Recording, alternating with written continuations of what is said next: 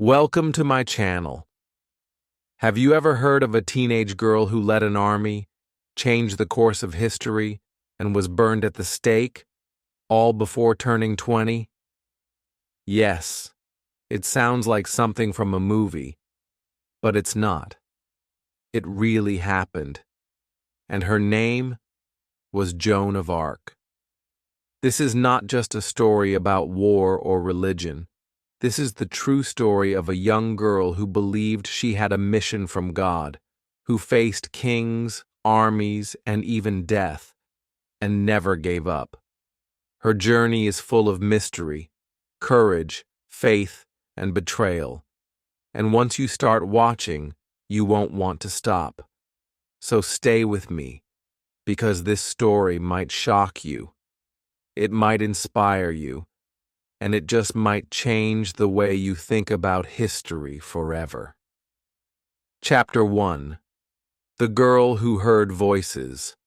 Joan of Arc was not born in a palace. She was not rich. She was not a queen or a princess. In fact, she was just a normal girl from a small village called Domremy in the countryside of France. Her family was poor. They worked on the land, growing crops and taking care of animals. Life was hard, very hard. The country of France was in the middle of a terrible war. It was called the 100 Years' War, and it had already lasted for many years. The English were fighting the French, and many people were suffering. Towns were burned. People were scared. Food was not always easy to find. Joan grew up surrounded by fear, sadness, and stories of death. But even in this dark world, she had something that gave her hope, her deep faith in God. Joan was a very religious girl. From a young age, she loved going to church. She prayed every day.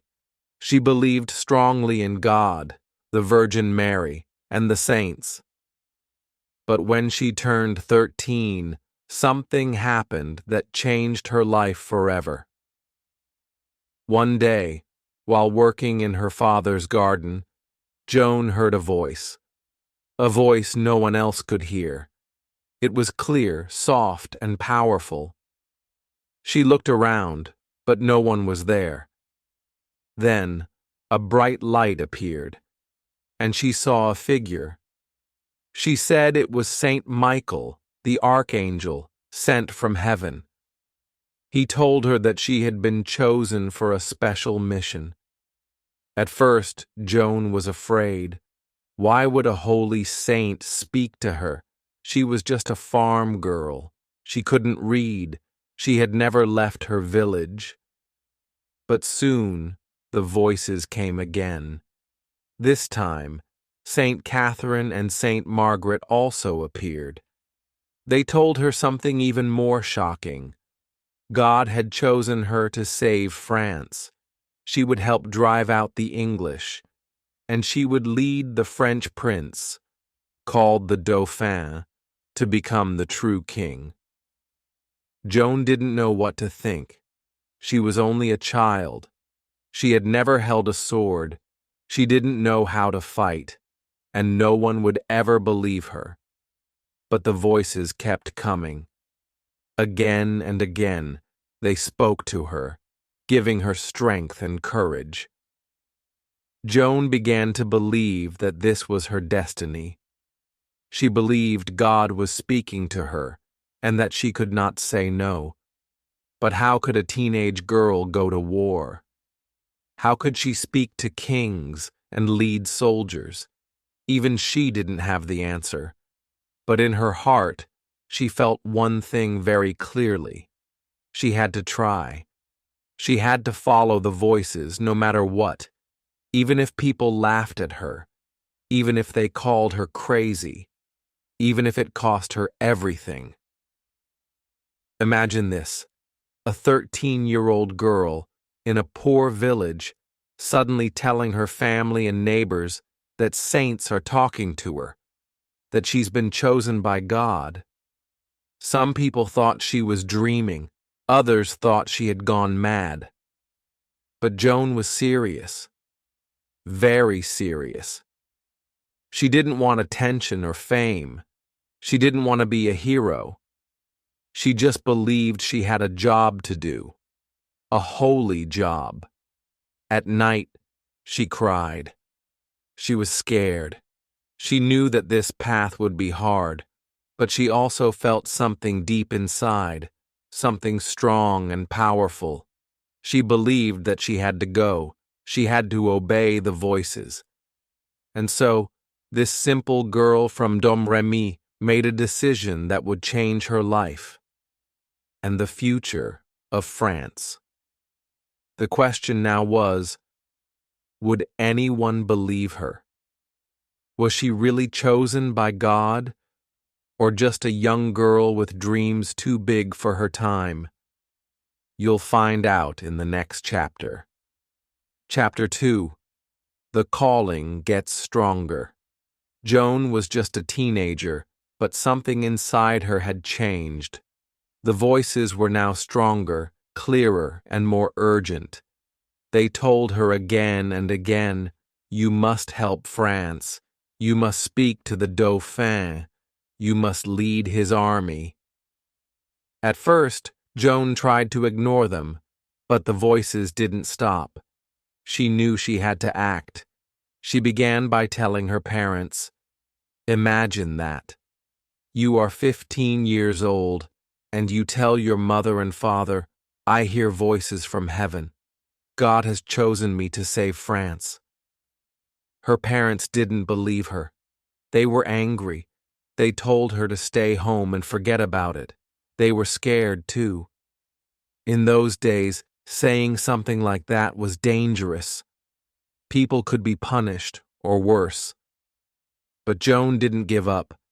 She went to the local church. She spoke to a priest and asked for help. He didn't believe her either.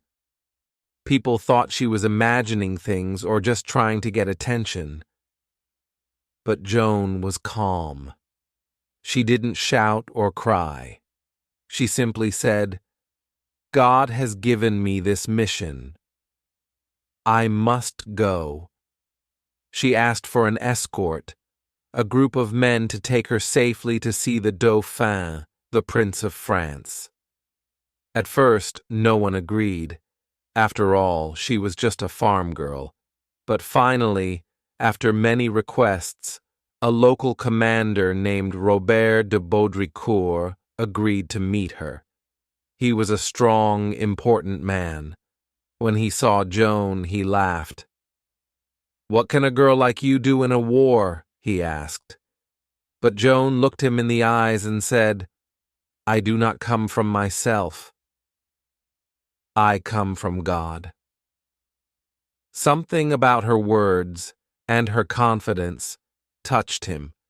She told him that the French army had just won a battle, and soon after, news came that her prediction was true. That changed everything.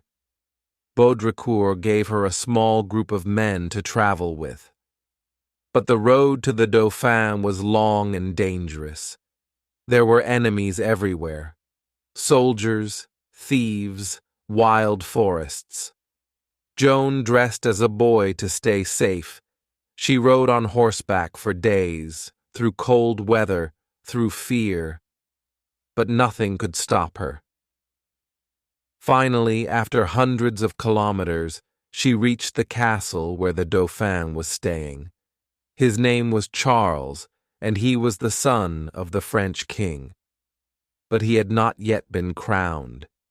He was unsure, afraid, and surrounded by people who didn't trust each other. When he heard about Joan, he was curious. "A peasant girl who wants to lead my army? Let's see what she can do." But Charles didn't meet her right away. He wanted to test her. He dressed like a normal nobleman and hid among his advisors. When Joan entered the room, she had never seen him before. She had no idea what he looked like. But without any hesitation, she walked past all the other men, stood in front of him, and said, "You are the Dauphin. God has sent me to help you become king." Everyone in the room was shocked. How did she know? Was this some kind of trick? The prince took her aside and spoke with her in private. No one knows exactly what she said. But when they came out of the room, Charles looked changed. He was serious, thoughtful, and quiet. Joan had passed the test. She had convinced a prince. She had walked into a royal court, wearing armor, speaking of visions and faith, and people had listened. They didn't fully believe her yet, but they could feel her courage, her strength, her power. She told Charles, "Let me lead your army. Let me lift the siege of Orléans. With God's help, I will give France a victory." The idea was shocking. How could a teenage girl with no training lead an army of grown men into battle? But something about Joan made it feel possible. Was it faith? Was it destiny? Or was it something else? Whatever it was, her journey was only just beginning. Chapter 3. The Warrior in Armor. Now the story becomes something no one expected. Joan of Arc, the teenage girl from a small village, is no longer just talking about her mission. She is about to live it. The Dauphin, Charles, had listened to her. He didn't fully understand her visions, but he saw something powerful in her eyes, something brave, something honest. And so, he made a decision that shocked the entire kingdom. He gave Joan of Arc a suit of armor, he gave her a sword, and then he gave her an army. This had never happened before. A teenage girl, without training, without rank, was about to lead French soldiers into battle. The soldiers didn't know what to think. Some laughed, some were confused, but many believed. They saw how Joan spoke, how she prayed, how she looked at the battlefield like she already saw the future. They began to follow her, not because of her sword, but because of her spirit. The battle she would lead was at the city of Orléans. At that time, the English had surrounded the city. The French were losing. Hope was almost gone. People said, "Orléans will fall. The war will be over." But Joan said, "No, God is with us. We will win." Before the battle, Joan did not talk about strategy. She talked about faith. She told the soldiers to confess their sins. She told them to pray. She carried a banner with the name of Jesus on it. And when the time came, she rode her horse straight into the fight, her white armor shining, her banner waving in the wind. The battle was long and bloody. Arrows flew through the air, cannons shook the ground. The enemy was strong, and many French soldiers were afraid. But Joan kept going. She shouted to the men, "Do not run. God is with us." During the fight, Joan was wounded by an arrow in her shoulder. She fell. Blood covered her armor, but she got up. She kept fighting. The soldiers saw her and found new courage. They pushed forward. They broke the English line. And finally, the siege of Orléans was broken. The French had won. The impossible had happened, and the people were amazed. Word spread quickly. A young girl had led the French to victory. Crowds cheered her name. Priests blessed her. Women cried when they saw her. Joan of Arc became a hero across France, but not everyone was happy. Some leaders were jealous. Some church officials were afraid. How could a young girl, without power, without education, do what no general had done?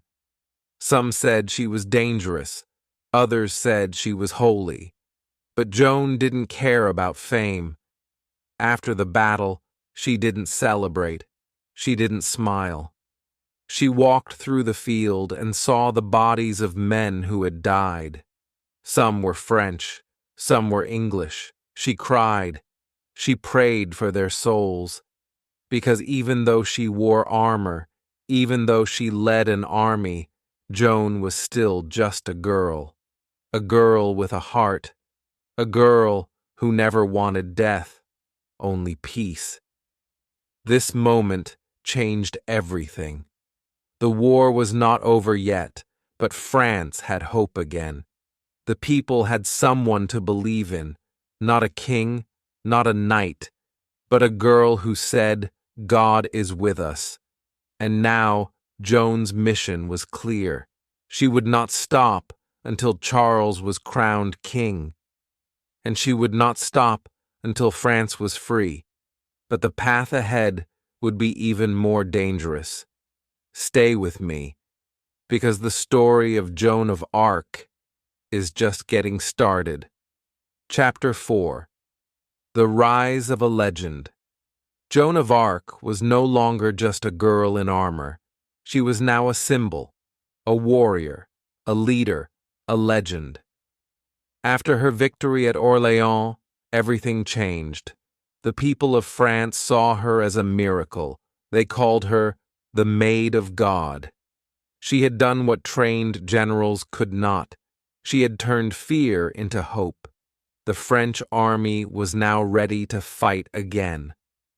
Why? Because Joan believed they could win. But Joan had a bigger goal. Her voices had told her one thing clearly: the Dauphin, Prince Charles, must become king. And not just any king. He had to be crowned in the city of Reims, the traditional place where French kings were crowned. The problem? Reims was deep in enemy territory. Still, Joan didn't hesitate. She told Charles, "We must go. God will clear the path." At first, many advisors said it was impossible. The road to Reims was too dangerous. There were too many English forces. But Joan was sure. She said, "I will lead the way." And again, people followed her. Step by step, city by city, Joan marched with the French army. And the amazing thing? The cities along the way opened their gates. Some English forces left without a fight. It was as if Joan's presence scared them before battle even began. Finally, after weeks of marching, Joan and the French army arrived in Reims. The cathedral doors opened, the bells rang, and in a grand ceremony, Charles was crowned King Charles VII of France. Joan stood beside him in her shining armor, holding her banner. A peasant girl from a small village had brought a prince to the throne. People cheered her name in the streets. Children waved flags. Priests called her a messenger from heaven. Soldiers followed her without question. Even powerful nobles began to respect her and fear her. Because Joan was no longer just a fighter, she had become something greater. But this is where the story begins to turn. You see, not everyone was happy about Joan's rise. Some church leaders began to whisper, "Why is this girl leading men into war?"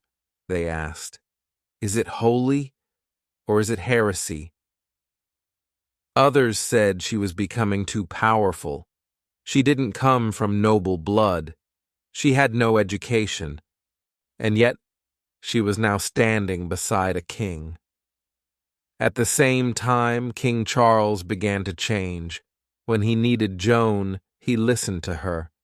But now that he was king, he became more careful, more political. He started to listen to other voices, nobles, advisors, people who were jealous of Joan. They told him, "She's a risk. She's making the church nervous. She's too bold." Joan didn't care about politics. She still believed in her mission. She said, "France is not yet free. The English are still here. We must finish what we started." But now things were different. The king no longer gave her full support. Some nobles stopped listening. She still had faith, but the road ahead was harder, darker. The very people who once cheered her were beginning to doubt her. Still, Joan stayed strong. She led more campaigns. She continued to fight. She wore the same armor, carried the same banner, and every day she prayed to the same God. But something had changed. She was now a national hero, but also a threat to those in power. She had the love of the people, but not the protection of the crown. And in the shadows, her enemies were watching. The girl who once rose from nothing now stood at the top. But the higher she rose, the more dangerous the fall. What happens when a legend becomes too powerful? You'll see in the next chapter. Chapter 5. The Betrayal and Capture. Joan of Arc had once stood beside a king. She had once led armies, brought victory, and filled the hearts of her people with hope. But now, everything was changing. After the coronation of Charles VII, Joan believed her mission was not yet finished. She had seen too much pain, too much war. The English were still in parts of France. People were still suffering. She told the king, "We must continue. We must drive them out completely." But the king no longer looked at her the same way. He had his crown. His advisors told him it was time for peace. And Joan's voice, once loud in the court, was now ignored. Still, she didn't give up. She begged for soldiers. She wanted to keep fighting for the people. In the end, she was sent on a few more missions, but without full support. No large army, no royal backing. She was now alone. In May 1430, Joan rode into battle one last time. She was helping to defend the city of Compiègne, which was under attack by enemy forces, known as the Burgundians, who were allies of the English. During the battle, Joan and her small group of soldiers were surrounded. The gates of the city closed too early, locking her outside. She tried to escape, but it was too late. Joan was captured. The people who caught her did not treat her like a hero. They treated her like a prize, a trophy. And soon, she was sold to the English. Yes, sold like an object. The young girl who had once saved France was now a prisoner in chains. And what did the King of France, King Charles VII, the man she had helped become king, do to save her? Nothing, not a word, not an army, not even a letter. Joan waited in prison, day after day, cold, hungry, and afraid. She prayed, she cried, she asked for help, but no one came. She was locked in a dark cell, chained to her bed. Guards watched her every move. She had no lawyer, no protection. And now, her enemies were preparing something terrible. They wanted to destroy her name.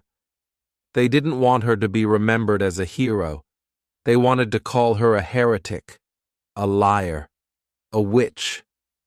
The same voices that once cheered for her in the streets were now silent. The king and his court said nothing. The church, which once called her blessed, now turned its back, and the people, confused and afraid, didn't know what to believe. Joan had always said she was doing God's will. She had never asked for power or riches. She had only asked to fight for France. But now she was treated like a criminal. The betrayal was deep. Not by the English. They were always the enemy. But by her own side. By those who should have protected her. The brave girl who had once walked into royal courts, who had led armies and lifted her banner high in battle, now sat in silence, behind cold prison walls. She was only 19 years old, and her greatest trial was still ahead. The next chapter will take us to Joan's final days, her last stand, and her moment of truth. Chapter 6. The Trial and the Fire. Joan of Arc had fought battles, spoken to kings, and faced danger without fear. But now her hardest battle was not on the battlefield. It was in a courtroom. She was only 19 years old, tired, thin, in chains, and now she was standing before her enemies, not with a sword, but alone, with only her words to defend her. The trial was held in the city of Rouen. The judges were mostly English supporters. The trial was not fair. It was political. It was cruel. They didn't want the truth. They wanted to destroy her. Joan was accused of many things. They said she was a heretic, a witch, a liar. They said she was dangerous to the church. They even said that wearing men's clothes was a sin. But most of all, they accused her of hearing voices from saints, from God, and they called that a crime. But even under pressure, Joan did not break. She spoke clearly. She answered questions with confidence. When they asked her if she really heard voices, she said yes. When they asked if those voices came from God, she said, "Yes, and everything I have done was by His command." She was just a teenager, surrounded by powerful, educated men. And still she spoke like a leader. She said things that made even her enemies pause. One judge asked her, "Are you in God's grace?" Joan answered, "If I am not, may God put me there. If I am, may God keep me there." Such simple words, but full of power. For months, they questioned her, day after day. They tried to trap her with tricky words. They tried to confuse her. They tried to make her say something wrong. But Joan stayed strong. Still, the decision had already been made. They found her guilty. She was sentenced to death by fire. The day of her execution was quiet and cold. A wooden stake was built in the center of the city. People gathered to watch. Some came out of curiosity. Some came to say goodbye. Many cried. Even some of the English soldiers looked away. Joan was tied to the stake. A cross was held in front of her. She asked for a priest. She asked to look at the cross one last time. And then, in a calm, clear voice, she cried out, "Jesus, Jesus, Jesus." The flames rose, and the girl who had once saved a nation was gone. There was silence. People stood still, watching the smoke rise into the sky. Joan of Arc was dead, but her story was not over. 25 years later, the church held a new trial. This time, they looked at the facts, they listened to witnesses, and they realized the truth. Joan had been innocent. Her name was cleared.